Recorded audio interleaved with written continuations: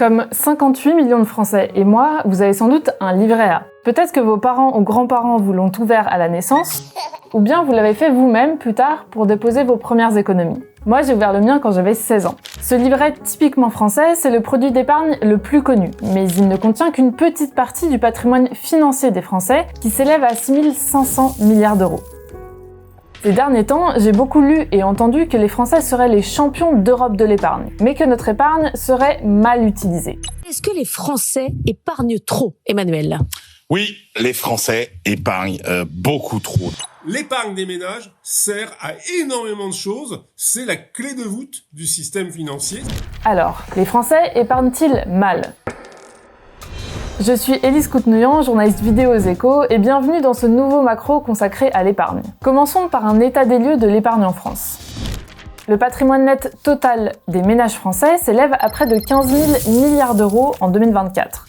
Il se divise en deux grandes catégories, les actifs non financiers, c'est-à-dire l'immobilier, les logements et les terrains, c'est 58% du patrimoine brut des ménages, et les actifs financiers, qui représentent 42% du patrimoine brut. Cette deuxième catégorie, c'est l'épargne financière des ménages, c'est ça qui nous intéresse pour ce sujet. Comme me l'explique Philippe Crevel, directeur du Cercle de l'épargne, l'épargne financière, c'est le livret A, c'est le livret développement durable et solidaire, c'est l'assurance vie évidemment. Ce sont les actions, les obligations. L'épargne financière des ménages français, ça représentait au total 6 596 milliards d'euros au deuxième trimestre 2025. Pour vous donner un ordre d'idée, c'est environ 2 fois le montant de la dette française. Ce stock d'épargne est alimenté par un flux, c'est-à-dire ce qu'on met de côté chaque mois. Les économistes le calculent avec le taux d'épargne, c'est la part du revenu disponible brut qui n'est pas consommé. En ce moment, en France, il se situe autour de 18%. C'est énorme, c'est un niveau qui n'avait pas été atteint depuis 1979. Habituellement, c'est plutôt autour de 15% en France.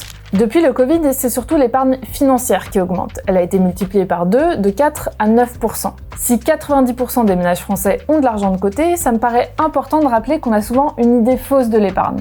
Comme me l'explique Marie-Laure Barut-Etherington, qui s'occupe notamment de ces questions d'épargne à la Banque de France. Quand on parle d'épargne, souvent on a cette idée du bas de laine, des classes populaires, de la tirelire, alors qu'en fait l'épargne, elle est extrêmement concentrée. Selon l'INSEE, seuls 4 ménages sur 10 arrivent à mettre de l'argent de côté. Et forcément, les sommes varient beaucoup selon les revenus. Les 20% les plus pauvres mettent en moyenne 30 € de côté par mois et les 20% les plus riches 1 300 € par mois. Maintenant qu'on a dit tout ça, rappelez-vous qu'on reproche souvent aux Français de trop épargner. Et en effet, la France se classe parmi les champions d'Europe de l'épargne, juste derrière l'Allemagne. Mais si les Français épargnent beaucoup, c'est aussi parce qu'on a moins de dépenses que dans d'autres pays grâce au modèle social français. En France, on a un État qui assume un certain nombre de dépenses pour les citoyens. Si je prends simplement la santé et l'éducation, il en couvre une plus grosse partie que la plupart des pays voisins, y compris les pays européens. Une des choses qui peuvent expliquer que ce taux d'épargne des Français est aussi élevé, c'est qu'en fait l'État prend en charge une partie importante de ses dépenses. Ces dépenses de santé, d'éducation ou encore de retraite prises en charge par l'État, c'est autant d'argent que les Français n'ont pas à sortir de leur revenu net et c'est donc de l'argent qu'ils peuvent épargner. Il y a aussi un autre avantage à la forte épargne des Français, c'est qu'elle permet d'amortir les chocs économiques. Si les Français épargnent davantage par réflexe de précaution, ça renforce aussi leur résilience financière. Et en cas de crise, on va d'abord piocher dans l'épargne et les rangs des surendettés ne gonflent pas, comme on a pu le voir dans d'autres pays, comme on a pu le voir en Espagne au moment de la crise financière, ou en Italie, ou évidemment aux États-Unis, qui est souvent cité en exemple. Tout ça nuance un peu l'idée que les Français épargneraient trop, mais ce qui leur est aussi reproché, c'est d'épargner trop sagement. Tous les chiffres le montrent, ce que les Français privilégient pour leur épargne, c'est la sécurité du capital et la liquidité, c'est-à-dire le fait que leur épargne soit garantie et disponible immédiatement en cas de besoin. C'est le fameux matelas de sécurité. Cette prudence se voit dans les placements financiers choisis par les ménages. Ce qui nous intéresse ici, c'est de distinguer les produits financiers risqués et peu risqués. Ça va être un peu technique, mais c'est important. Il y a d'un côté les produits de taux, c'est quand les banques utilisent l'épargne pour prêter de l'argent contre des intérêts. C'est très peu risqué et moins rémunérateur. Et de l'autre côté, les produits de fonds propres, notamment les actions, c'est plus risqué parce que ça dépend des variations de la bourse, mais les rendements peuvent être plus avantageux. Et surtout, ils permettent aux entreprises de renforcer leur capital. En France, les produits de taux les moins risqués représentent 2/3 de l'épargne. Dans cette catégorie, il y a l'assurance vie en euros et les livrets réglementés qui sont les placements préférés des Français. Les fonds propres, eux, ne représentent qu'1/3 de l'épargne. Depuis le Covid, les Français prennent un peu plus de risques dans leurs placements, par exemple avec les ETF, mais ils sont traditionnellement plus prudents que les anglo-saxons. C'est une tradition qui date du XVIIIe siècle. Pourquoi ? Parce qu'il y a eu la faillite de la banque Lowe sous Louis XV, c'est très très vieux. Il y a eu les assignats pendant la Révolution française. Il y a eu donc la crise des rentiers dans les années 30. Et cette accumulation fait que aujourd'hui, même si c'est 200 ans plus tard, il reste quelque chose, une prudence par rapport donc à des systèmes financiers jugés plus capitalistes. À cause de cet attrait pour les produits peu risqués, on a tendance à penser que l'épargne des Français ne sert à rien. Moi, par exemple, j'ai longtemps cru que l'argent de mon livret A dormait, comme on le dit souvent, alors qu'en fait, c'est loin d'être le cas. Pour savoir comment est investi l'argent des livrets réglementés, le livret A et ses petits frères, le LDDS et le livret d'épargne populaire, je suis allée à la Caisse des dépôts et consignations rencontrer le directeur financier du fonds d'épargne, Stéphane Magnan. Aujourd'hui, le fonds d'épargne de la Caisse des dépôts gère 60% des dépôts sur les livrets réglementés, soit près de 400 milliards d'euros. Cet argent, le fonds d'épargne s'en sert pour faire des prêts. On dit souvent qu'on va là où les banques ne vont pas. On va sur du très long terme. On fait des prêts jusqu'à 80 ans. Et ces prêts financent beaucoup de choses très utiles. Pour le fonds d'épargne, l'emploi numéro 1, qui est d'ailleurs est prévu par la loi, c'est-à-dire que c'est écrit tout en haut, au frontispice, je dirais, de l'édifice, il y a écrit « Tu financeras le logement social ». Donc ça, c'est vraiment notre objet numéro 1. Mon collègue l'a dit, a d'ailleurs fait une très bonne vidéo sur les HLM. On finance toujours des infrastructures qui sont essentielles pour la population française. Évidemment, le logement. Mais on peut penser aussi à d'autres besoins essentiels. Ça va être tout ce qui est financement des mobilités douces, c'est-à-dire décarbonées. La deuxième priorité qu'on va avoir, ça va être tout ce qui est rénovation énergétique des bâtiments publics. On a rénové aujourd'hui à peu près 5000 écoles sur les 10 000 que compte le pays. En 2025, la Caisse des dépôts a accordé 40 milliards d'euros de nouveaux crédits. Donc tout ça c'est possible parce que les Français ont confiance dans le livret A. Donc l'épargne qui est sur le livret A, elle est très stable. Sur les 400 milliards d'euros gérés par le fonds d'épargne, la moitié sert à financer ces prêts et l'autre moitié est investie sur les marchés, surtout dans des obligations. Les actifs financiers, leur rôle premier, c'est d'assurer la liquidité du fonds d'épargne. Si j'ai prêté à 80 ans d'un côté et que de l'autre, j'ai des déposants qui veulent retirer l'argent, il faut bien que j'aille puiser dans une poche. Cette poche de liquidité, elle est investie sur les marchés. Et donc c'est pour ça qu'on a besoin en permanence d'avoir une poche de liquidité pour assurer la disponibilité du livret A. La Caisse des dépôts illustre typiquement le modèle français, unique en Europe, qui permet à l'épargne de financer des projets d'avenir sans forcément passer par les marchés financiers. Mais les livrets réglementés ne sont qu'une petite partie de l'épargne française. Alors, En France, on a une tradition d'une épargne dite collective, dite intermédiaire. Ça veut dire qu'on va confier notre argent à des banquiers, à des assureurs, qui vont transformer cet argent pour pouvoir assurer le financement de l'économie. En janvier, la Direction générale du Trésor a sorti une étude qui montre très précisément ce que finance l'épargne des ménages français. Le premier renseignement important de cette étude, c'est que l'épargne des ménages finance surtout l'économie française et européenne. Les banques, les compagnies d'assurance et les fonds d'investissement utilisent ces placements pour investir à 58% en France et à 19% ailleurs en zone euro. Dans cette étude, il y a aussi un énorme graphique vraiment incompréhensible à première vue. Il détaille ce que finance l'épargne des Français et heureusement, le Trésor nous explique comment le lire. En moyenne, pour 10 € de patrimoine financier des ménages, 4 € est utilisé pour détenir des fonds propres d'entreprise, 3 € pour investir dans des obligations, dont 1 € de dette publique en majorité française, et 2 € pour réaliser des prêts. Une précision importante, sur les 4 € de fonds propres d'entreprise, la moitié représente les capitaux détenus par les entrepreneurs dans leurs propres entreprises. C'est ce qu'on appelle le patrimoine professionnel. Pour l'épargne investie dans les prêts, elle est quasiment intégralement utilisée pour financer des prêts en France. Cette étude contredit en partie l'idée que l'épargne freinerait la croissance.